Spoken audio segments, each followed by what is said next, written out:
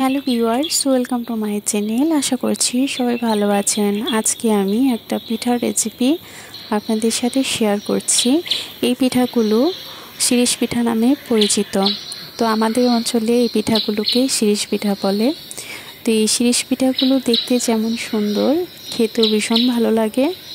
তো আজকের এই ভিডিওতে শিরিষ পিঠা কীভাবে তৈরি করতে হয় সেই প্রসেসিংটাই দেখাবো। শিরিষ পিঠা তৈরি করার জন্য এইখানে আমি সিদ্ধ চাল নিয়েছি এক পট সিদ্ধ চাল জল দিয়ে আমি ভিজিয়ে নিচ্ছি। জল দিয়ে ভিজিয়ে 2 থেকে আড়াই ঘন্টার মতো এটা আমি একটু রেখে দেব। 2 থেকে আড়াই ঘন্টা পর আমি চালগুলো নিয়ে নিয়েছি, ঠিক এরকম হয়েছে।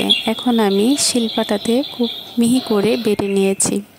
তো এই বাটা সিদ্ধ চালের বাটাটা লবণ দিয়ে ভালো করে মাখিয়ে নিচ্ছি। তো আজকে আমি এই শিরিষ পিঠাগুলো 3-4টা কালার দিব। তো সেই কালারগুলোর মধ্যে সাদাটা আমি ভাগ করে নিলাম, আর যেই কালারগুলো দেব সেগুলো আমি ভাগ করে নিচ্ছি। একটাতে দেব ইয়েলো কালার আর একটাতে দেব অরেঞ্জ কালার। তো অ্যাট ফার্স্ট আমি ইয়েলো কালারটা ইউজ করছি। ইয়েলো কালারটা দিয়ে ভালো করে একটু মেখে নিচ্ছি। 2টা কালারই আমি ফুড কালার নিয়েছি, ইয়েলো কালার এবং অরেঞ্জ কালার। তো আমার ইয়েলো কালারটা আমার মাখানো হয়ে গেছে। এই পর্যায়ে আমি অরেঞ্জ কালারটা দিয়ে দিচ্ছি, অরেঞ্জ ফুড কালারটা। এই ফুড কালার ছাড়াও অন্যান্য খাওয়ার মতন কিছু রং পাওয়া যায়, সেগুলো ব্যবহার করা যায়। তো আমার হাতের নাগালে এই ফুড কালারগুলো ছিল, সেগুলোই আমি দিয়েছি। তো এখানে আমি 4টা কালার করে নিয়েছি। শিরিষ পিঠা তৈরি করার জন্য এখানে আমি শিরিষ নিয়ে নিলাম 2টা। এখন এই শিরিষগুলোর ভিতরে আমি একে একে প্রত্যেকটা কালারের চালের বাটাটা আমি নিয়ে তারপর পিঠাগুলো তৈরি করব। তো একটু ইজি করে নিলাম। এই যে একটা কলা পাতা নিয়েছি, কলা পাতাতে আমি একে একে ডিজাইনগুলো করে নেব। অরেঞ্জ কালার এবং ইয়েলো কালার, এই 2টা কালার একত্রে করে আরেকটা কালার করা হয়েছে। যে কোনো ডিজাইন করা যায়, খুবই সহজ। একটু পেঁচিয়ে পেঁচিয়ে তারপর এই সুন্দর শিরিষ পিঠাগুলো তৈরি করা হয়। তো আশা করছি আজকের এই ভিডিওটি আপনাদের সবার কাছে ভালো লেগেছে।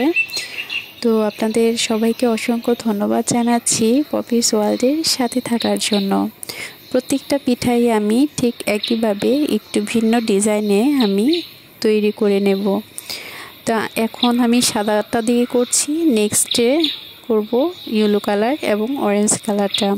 তো আমার যতটুকু সম্ভব হয়েছে এই ছোট্ট একটা ভিডিওতে আমি দেখানোর চেষ্টা করেছি। তো খুবই সহজ।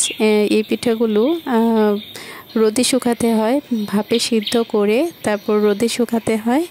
রোদে শুকিয়ে তারপর গরম তেলে মুচমুচে করে ভেজে পরিবেশন করতে হয়। তো আমার সাদাগুলো দিয়ে শিরিষ পিঠাগুলো বানানো হয়ে গেছে। তো এই পর্যায়ে আমি আরেকটু ইয়েলো কালারটা দিয়ে আরও কয়েকটা পিঠা তৈরি করে তারপর সিদ্ধ করার জন্য চলে যাব।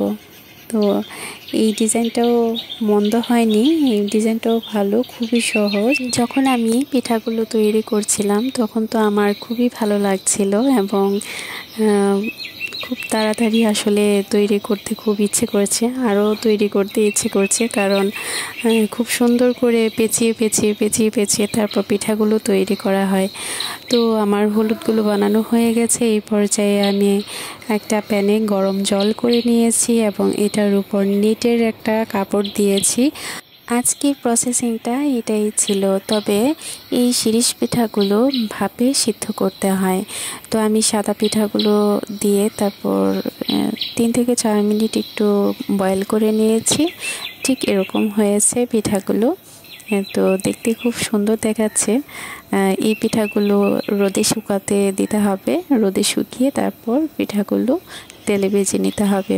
তো সাদাগুলো আমি নিয়ে নিয়েছি এবং এখন দিয়ে দিয়েছি হলুদগুলো। পর্যায়ক্রমে আমি অরেঞ্জ কালারটা তারপর ওই কালারটা একসাথেই সবগুলো পিঠা আমি তৈরি করে নেব। খুব একটা বেশি সময় লাগে না। তো একে একে সবগুলো কালার ভাপে দিয়ে নিয়েছি। ভাপে দিয়ে তারপর আমি এখানে একটা থালাতে পিঠাগুলো নিয়ে নিয়েছি। তো এই পিঠাগুলো একটু কড়া রোদে শুকাতে হবে। তো একসাথে নিয়ে তারপর আমি রোদে শুকাতে দিতে চলে যাব। তো এই যে এত সুন্দর পিঠার প্লেটটা, আমি আশা করছি সকলেরই মন কাড়বে এবং খেয়েও অনেক মজা পাবে।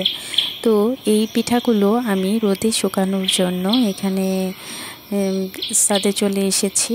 তো এখানে কড়া রোদ, খুব প্রচণ্ড রোদ, এক রোদেই আসলে পিঠাগুলো শুকিয়ে যাবে। কারণ পিঠাগুলো মানে খুবই পাতলা পাতলা টাইপের করেছি, যে কারণে এক রোদেই শুকিয়ে যাবে। তো সবগুলো পিঠা রোদে শুকিয়ে ঠিক এরকম হয়ে গেছে, অনেকটা ছোট হয়ে গেছে। তো এই পিঠাগুলো একটা কন্টেনারে আমি সংরক্ষণ করে রাখছি। নেক্সট টাইমে এগুলো বাজার ভিডিওটা অবশ্যই আপনাদের সাথে শেয়ার করব। তো আজকে এই পর্যন্তই।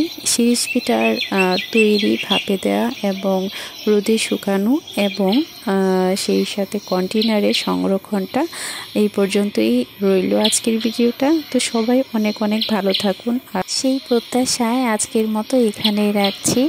Thanks for watching everybody.